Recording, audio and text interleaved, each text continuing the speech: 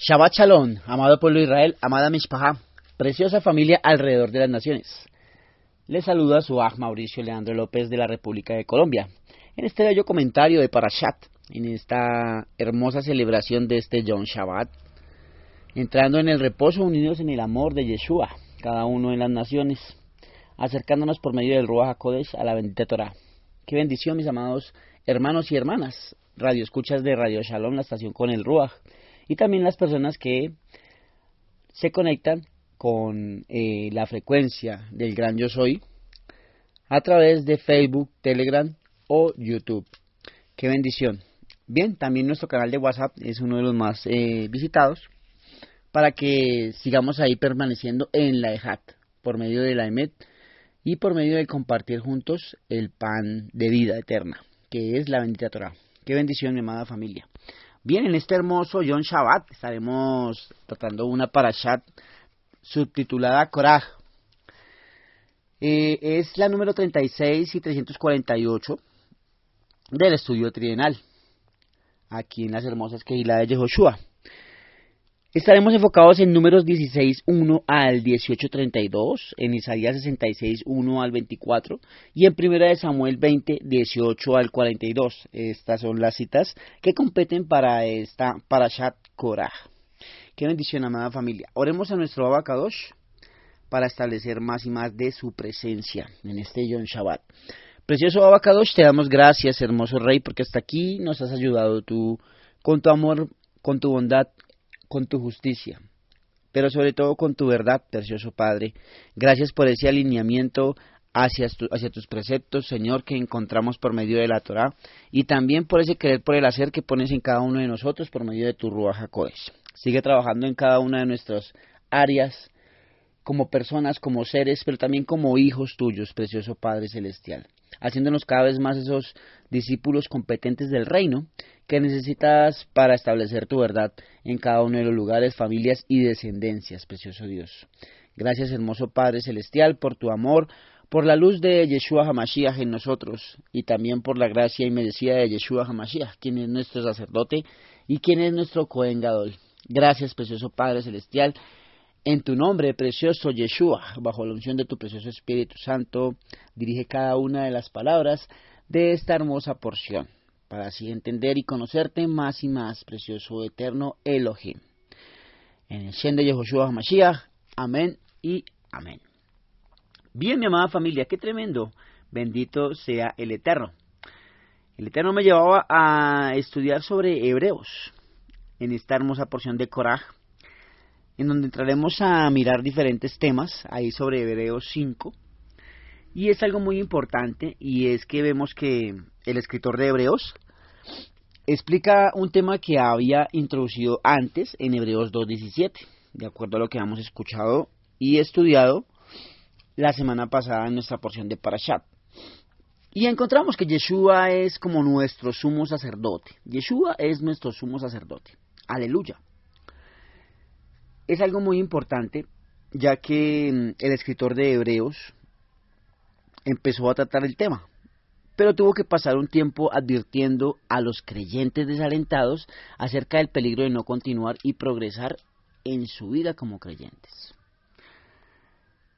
Como un buen autor de una buena historia de detectives, el autor de Hebreos señala a un personaje del Brit Hadashah, ¿sí? Pero también nos muestra un personaje de la Tanaj, que muchos podrían considerar insignificante, y le da a ese personaje una prominencia real. Ese personaje es Melquisedec. Estos creyentes judíos estaban interesados en Yeshua como sumo sacerdote, pero tenían una objeción intelectual ante la idea. Esto es porque Yeshua no venía de una tribu sacerdotal, la cual era la tribu de Leví, o de la familia sacerdotal, de la tribu de Aarón, de la familia de Aarón. El autor a los Hebreos quiere eliminar estos problemas intelectuales de los creyentes judíos, ya que tenían un problema con el mensaje de salvación dado por Yeshua. Estos problemas intelectuales les estorbaban para poder continuar madurando en Yeshua. De la misma manera, muchos creyentes se perturban o se congelan en medio de sus acciones, teniendo en cuenta de que hay muchas cuestiones intelectuales que podrían ser resueltas para que puedan seguir adelante con Yeshua.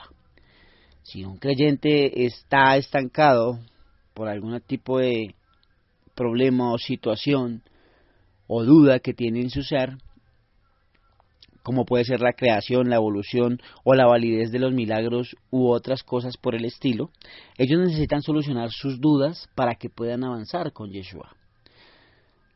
Es algo importante ayudar a nuestros hermanos, brindándoles la verdad por medio de la bendita Torá. Que ellos mismos busquen en su misma Biblia, en su misma arma, en su misma espada, y asimismo venga ese querer por el hacer puesto por el mismo Ruach HaKodesh. Es algo muy importante el avance con Yeshua. Vemos algo muy importante aquí en el texto, y es que después de que Abraham derrotó a la alianza de reyes que tomó cautivo a su sobrino Lot, se encontró con un sacerdote misterioso llamado Melquisedec, que también era rey en la ciudad de Salem, un hombre antiguo que podría dársele a la ciudad de Jerusalén. La historia nos muestra el peligro de combinar la autoridad civil con la religiosa. Por eso Jehová les prohibió a los reyes de Israel que fueran sacerdotes y a los sacerdotes que fueran reyes. Melquisedec, que era de Salem y era sacerdote del Dios Altísimo, es una excepción única que podemos ver en la bendita Torá. Melquisedec no era solamente un adorador del Dios verdadero, tenía el título de honor a sacerdote del Dios Altísimo. La grandeza de Jehová magnifica la grandeza del sacerdocio de Melquisedec. Cualquier sacerdocio es evaluado de acuerdo al estatus de la deidad a la cual servían, lo que significa que Melquisedec debe haber sido de un tipo de sacerdocio altamente exaltado. Melquisedec bendijo a Abraham y Abraham le dio a Melquisedec el diezmo, los diezmos de todo, como se menciona allí en Génesis 14:20. Vemos que Melquisedec significa primeramente rey de justicia y también rey de Salem. Esto es, rey de paz, ya que el nombre de Melquisedec significa rey de justicia y también era rey de paz, porque el nombre Salem significa paz. El orden es sutil pero importante. Primero, Melquisedec en su mismo nombre es llamado rey de justicia, luego es llamado rey de paz. Como siempre, la justicia viene antes que la paz. La justicia es el único camino verdadero hacia la paz. La gente busca esa paz en el escape, la evasión o el compromiso, pero solamente la encontrará en la justicia. La paz sin justicia es como la superficie lisa del arroyo antes de caer hacia una catarata profunda. En este caso podría ser como el Niágara. Sería una caída bastante fuerte, abismal. El hecho de estos nombres tienen significado y que el Espíritu Santo, el Ruach HaKodesh, nos explica este significado, muestra que cada palabra tiene importancia y es inspirada por Jehová. El Espíritu Santo, el Ruach HaKodesh, destinaba una enseñanza en los nombres, de acuerdo a lo que vemos en la Torá. Así nos instruye el apóstol Saulo, que tenemos ante nosotros ese tipo de situación. Creo en la inspiración verbal de la Escritura, por tanto puedo ver cómo puede haber instrucción para nosotros incluso en los nombres propios de personas y lugares. Los que rechazan la inspiración verbal deben en efecto condenar al gran apóstol Saulo de los gentiles, el apóstol de los gentiles, cuya enseñanza se basa tan frecuentemente en una palabra. Él hace más de palabras y nombres lo que cualquiera de nosotros debería haber pensado hacer, y fue guiado por el Ruach HaKodesh, por lo tanto estaba correcto. Realmente es algo tremendo lo que puede llegar el nivel de genuino de un discípulo, como lo vemos en el apóstol Saulo, ¿sí? Y por mi parte, pues temo más hacer un poco de la palabra que de estar viendo demasiado de ella. Es más importante ser hacedores que estar viendo mucho de ella. Es algo muy importante porque también en cuanto a lo que estamos hablando sobre Melquisedec, no se dice nada acerca de la genealogía de Melquisedec en el pasaje 14 de Génesis o en ningún otro lado.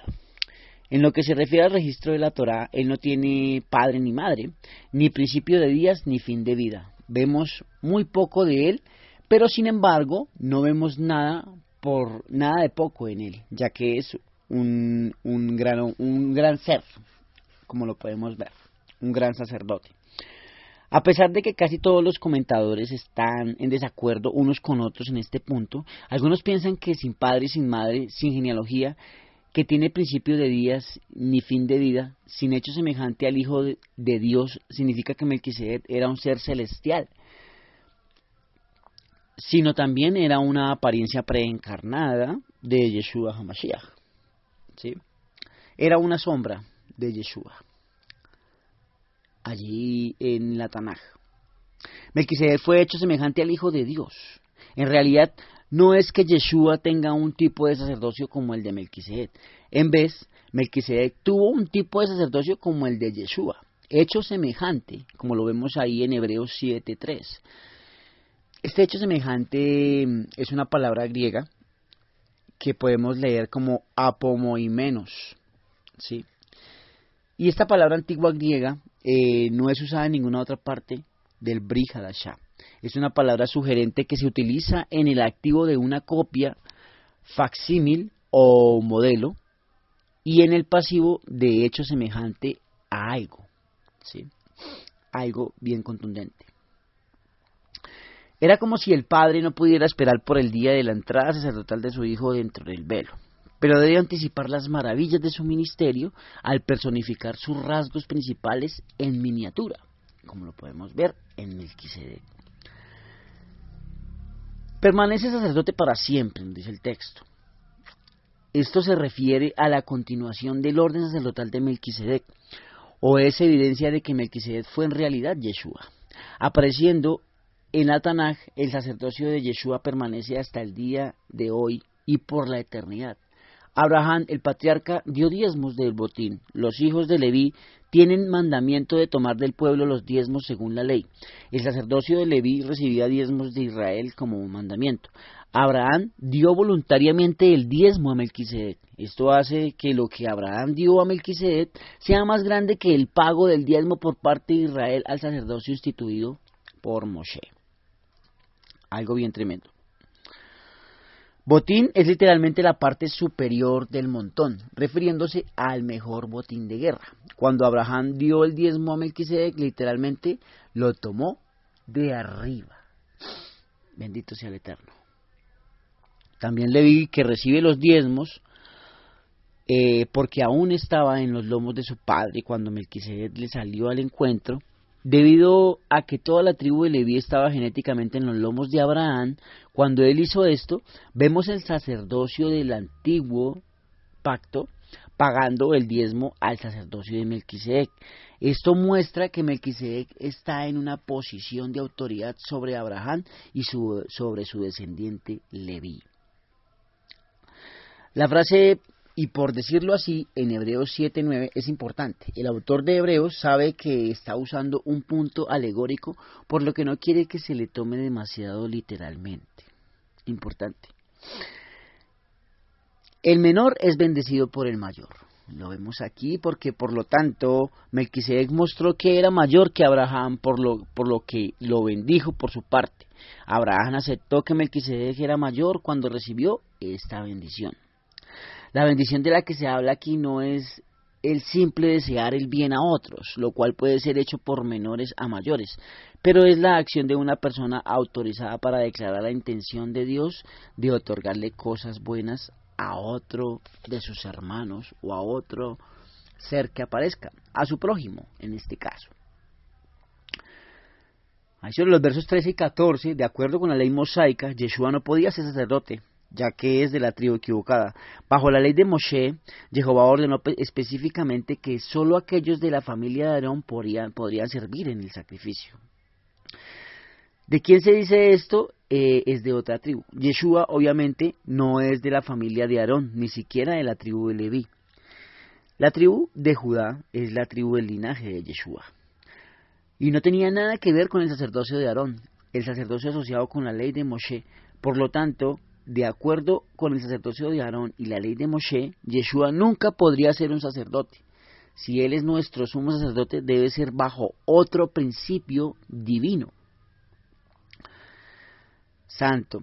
La declaración de Dios, de Jehová, de que el Mesías, su Mashiach, pertenece a otra orden de sacerdote, la vemos ahí en Salmo 110:4. Y esto es aún más manifiesto si a semejanza de Melquisedec se levanta un sacerdote distinto, no constituido conforme a la ley del mandamiento acerca de la descendencia, sino según el poder de una vida indestructible, pues se da testimonio de él, del Dios viviente, Yeshua HaMashiach, indestructible. Tú eres sacerdote para siempre, según la orden de Melquisedec, no constituido conforme a la ley del mandamiento acerca de la descendencia. Vemos que el sacerdocio de Yeshua no está basado en una ley o en una herencia, la ley del mandamiento acerca de la descendencia, sino en el poder de la vida indestructible de Jehová. La vida indestructible de Jehová, una cosa tremenda. Bien, entonces es algo muy importante el tema del sacerdocio. Según el poder de una vida indestructible, vemos aquí. Mateo 27:1 dice: venida la mañana, todos los principales sacerdotes y los ancianos del pueblo entraron en consejo contra Jesús, contra Yeshua, para entregarle a muerte. Entre aquellos que conspiraron para matar a Yeshua, había sacerdotes de la orden de Aarón, pero Yeshua, por el poder de una vida indestructible, les mostró que él era superior cuando triunfó sobre la muerte. En su debilidad y en eficacia, nada perfeccionó la ley. La ley establece los estándares perfectos de Jehová, pero no da el poder para cumplirlos. Es algo muy importante y es el legalismo. Es un tema muy complejo de tratar, pero es bajo la Emet que lo podemos hablar en esta hermosa participación. Porque es importante, ya que todos los legalistas recuerden esto, ¿sí? Nada perfeccionó la ley. Que todos los adventistas recuerden esto. Nada perfeccionó la ley. Que todos aquellos que sueñan con la ley como la regla de vida, recuerden esto. Nada perfeccionó la ley. Por lo tanto, la ley es valiosa, porque nos muestra los estándares perfectos de Jehová. Pero no fue hecha con el propósito de ser la base del caminar del hombre con Jehová. Esto es porque la ley es débil e ineficaz cuando se trata de salvar nuestra alma o de darnos poder sobre el pecado. La ley nos da un diagnóstico experto de nuestro problema con el pecado, lo cual es esencial, pero la ley nos da la cura para nuestro problema con el pecado. Solo Yeshua puede salvarnos del pecado. La ley no nos da la cura para ningún problema con el pecado. Como ahora en Yeshua tenemos una mejor esperanza por la cual nos acercamos a Jehová, estamos equivocados al querer regresar a construir nuestro caminar creyentes en solo la ley. Por lo tanto, la ley es anulada en el sentido de que ya no es el principio dominante de nuestra vida, especialmente de nuestra relación con Jehová. La palabra griega traducida como anular, abrogado, atétesis, es la misma que aparece en Hebreos 9:26 para quitar de en medio el pecado por el sacrificio de sí mismo. La desaparición de la ley es tan absoluta, por tanto, como la eliminación del pecado. La ley no te da una mejor esperanza. La ley no te acerca a Jehová como lo hace la gracia de Jehová dada en Yeshua. Sin embargo, muchos creyentes viven una relación legal con Jehová, en lugar de una relación de gracia por medio de Yeshua HaMashiach con él. Santo. Aunque la ley llevó a cabo una función valiosa, su debilidad principal era que no podía dar vida y vitalidad, ni siquiera a quienes la cumplían, y mucho menos a quienes no la cumplían. De hecho, su función no era proporcionar fuerza, sino proporcionar estándares por los cuales el hombre pudiera medir su propio estado moral. Su ineficacia no se debe considerar en el sentido de ser totalmente inútil, sino en el sentido de ser ineficaz para proporcionar un medio constante de acercamiento a Jehová basado en un sacrificio totalmente adecuado. Abrogado el mandamiento anterior, la introducción de una mejor esperanza, que es lo que vemos con Yeshua, el autor de Hebreos llega a la misma conclusión acerca de la ley a la que Saulo llegó en Gálatas 3, 19, 25, pero llega ahí de una forma totalmente diferente. En Gálatas, Pablo muestra a la ley como un tutor que nos lleva a Yeshua.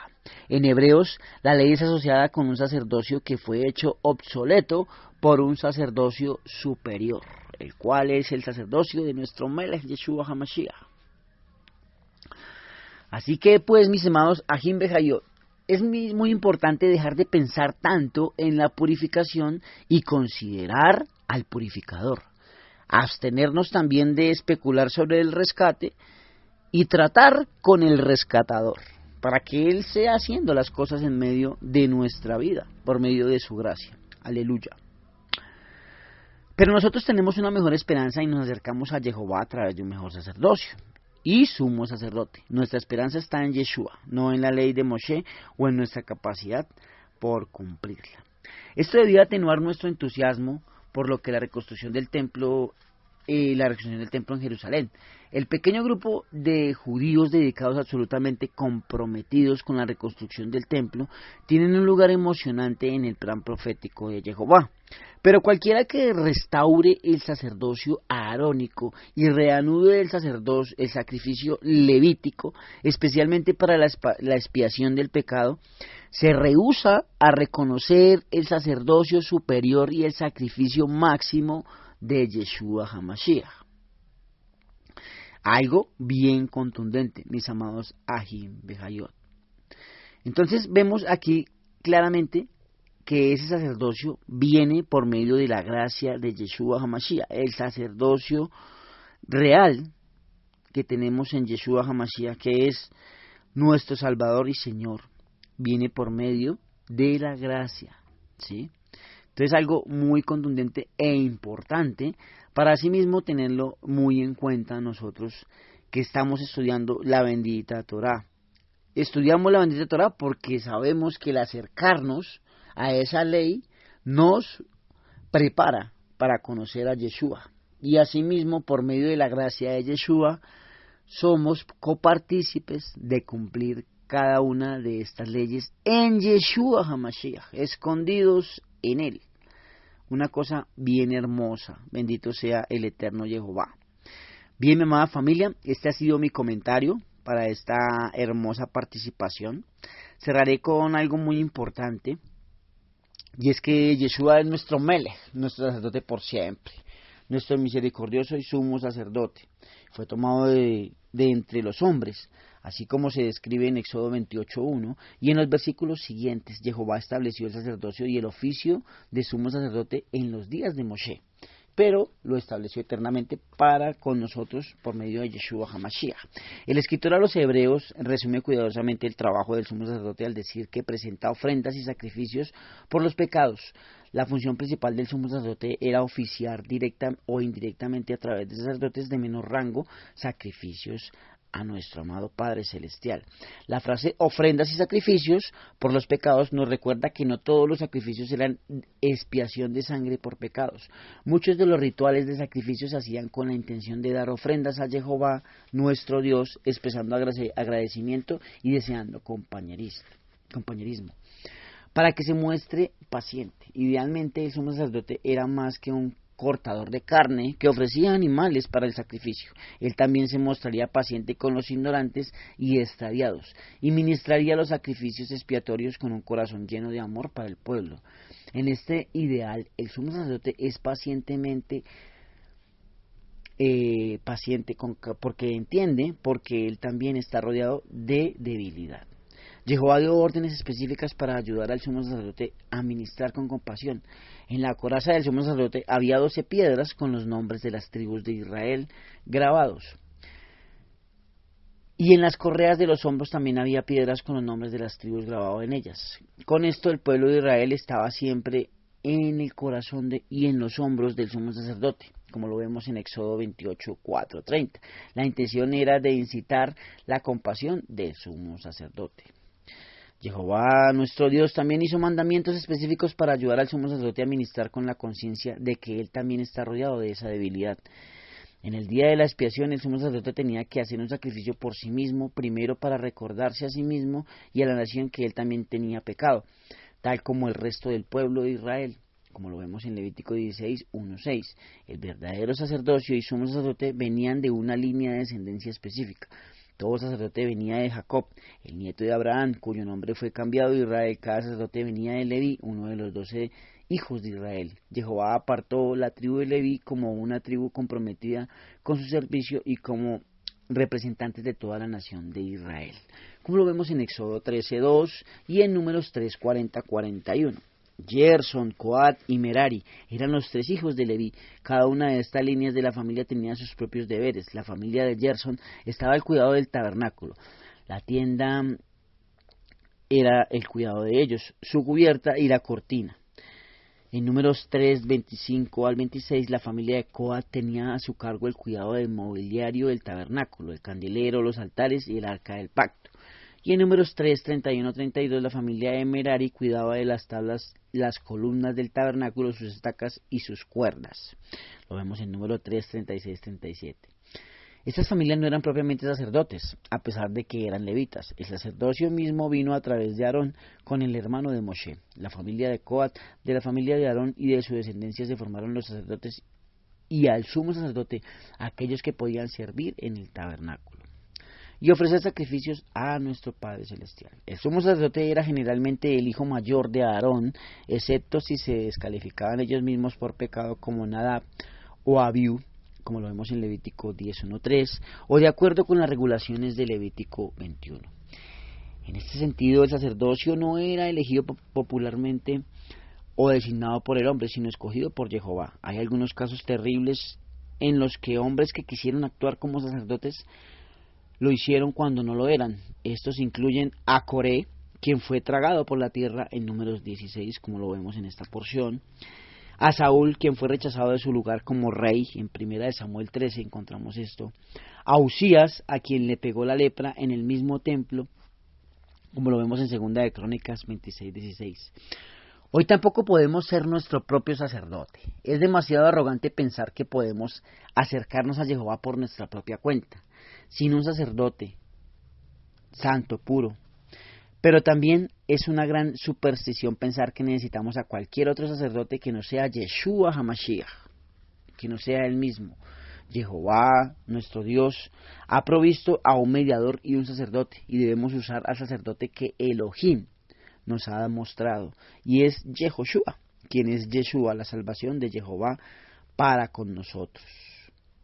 Él nos lo ha proveído, bendito sea el Eterno.